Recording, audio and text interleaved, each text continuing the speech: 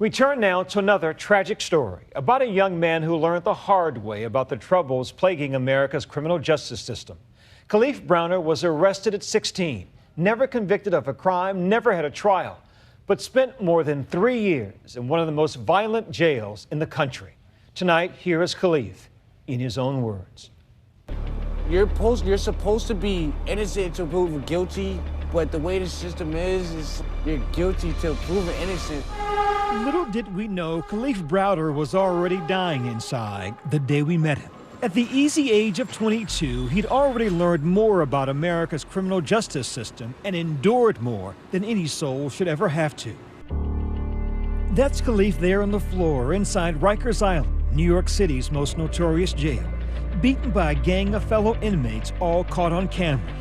At the age of 16, he was arrested and sent here for allegedly stealing a backpack. It was like hell on earth. We were beaten, stomped by the correction officers, and they was just beating on me. Beatings captured on surveillance video obtained by the New Yorker magazine, which first brought Kalief's story to light. In this video, we see him being escorted to the prison shower. He appears to speak to the guard, who in seconds is seen slamming him into a wall and then to the ground. And I cried myself to sleep because it's like, I want to go home, and it's like they're not letting me go home. To go home, Kalief's mother, Browder, needed to post bail of $3,000. Money, she said, she just didn't have. What was your reaction when you heard that your 16-year-old boy was being sent to Rikers Island? My heart dropped. You know, I had heard so many horror stories about Rikers, and all I could picture was him getting hurt in there. Court records show Kalief had attempted suicide at least 6 times, spent 1,110 days behind bars, more than 800 of those in solitary confinement. His court date postponed more than 30 times. He endured all this having never been given a trial, never convicted of a crime. Finally, in June of 2013, all charges against Kalief were dismissed. But his experience exposed a troubled criminal justice system and the brutality of life behind bars. I think at some point, almost a reckless disregard by the prosecutors in this case. They didn't care, Byron. They saw his file, they saw that he was in jail, and he'd probably take a plea, and they were hoping he'd take a plea. The judge told me that if I plead guilty, I would release from jail that same day, but I didn't do it. You're not gonna make me say I did something just so I could go home. When we first met him, November of last year, he was doing better, he said. Earned his GED, started classes at Bronx Community College, pulling a 3.56 GPA. But the psychological trauma from jail had taken its toll. And when he first came home, he would just walk the 4 corners of the driveway. You hear animals do that have been confined to a space. Yes, he did it. And I had to watch my baby go through all of that. In the last year, Kalief grew depressed, deeply paranoid. You know, deep down, I'm a mess. I feel like I'm a grown, old man. And then 2 Saturdays ago, 2 years after his release from jail, Kalief Browder hanged himself with an air conditioner cord in his home in the Bronx. He was 22. I didn't know what to do.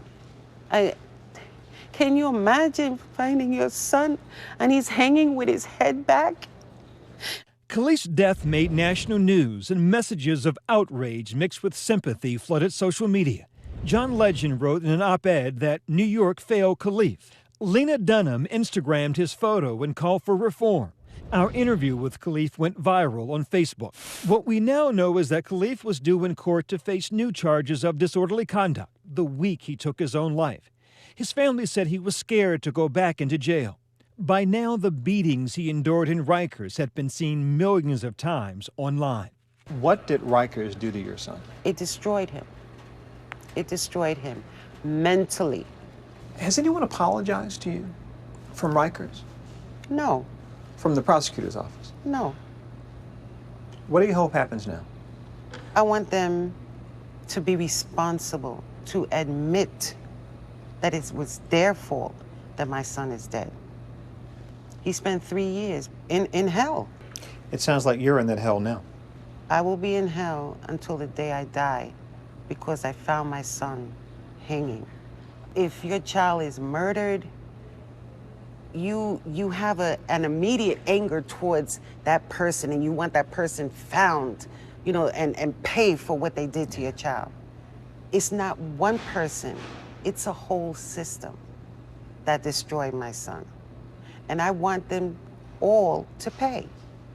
And I deeply wish we hadn't lost him, but he did not die in vain. New York did away with solitary confinement for 16 and 17-year-olds. Plans were announced to fix crowded dockets in courts to ensure the right to a speedy trial. There are also calls for change to the cash bail system. Currently, only 12% of defendants in New York City make bail. We're in a quest for justice right now, Byron. Paul Prestia, who helped Kalief file his civil suit against the city, says it's not enough. Reforms are all nice and well, but admit you did something wrong here, because that was always Kalief's message. How many young men have to go through this? 99% of the critics, they'll talk all that junk. I promise you, they wouldn't have the courage to do the job that the correction officers do. Bernie Carrick knows the system from both sides. The former chief of the New York City Police Department, he also ran Rikers Island for years. And as a convicted felon, he spent time in solitary confinement. As someone that spent 60 days inside solitary confinement, it creates paranoia. It makes you insane. But he cautions the city against bowing to public pressure and implementing changes, he says, that could put Rikers correction officers and inmates in danger. If you take solitary confinement away from the correction officials, you're going to see a major, major increase in violence. These are kids that come from gangs. These are kids that ran the streets. I think is very dangerous. So what would you do? What would be your suggestions to improve Rikers Island? I think you keep that. You charge the staff that violate the law, and they're locked up. It's not hard to imagine the life he might have led if he had made it. I have the medal hanging on my bed. You see it in the remnants of the life and the people he left behind, like Elizabeth Payams, a program director at Bronx Community College who worked closely with Kalief. Granted his associate's degree. She says she's working on getting Kalief his associate degree posthumously. It's for you. Thank you so much. What do you want the world to remember of your son? To remember him for the stand-up person that he was. He was a good person. The kind of person who turned down a plea bargain on principle, whose story may help save others like him. If I would have just been guilty, then my story would have never been heard. Nobody would have took the time to listen to me. I'd have been just another criminal. Our thanks to producer Katie Yu.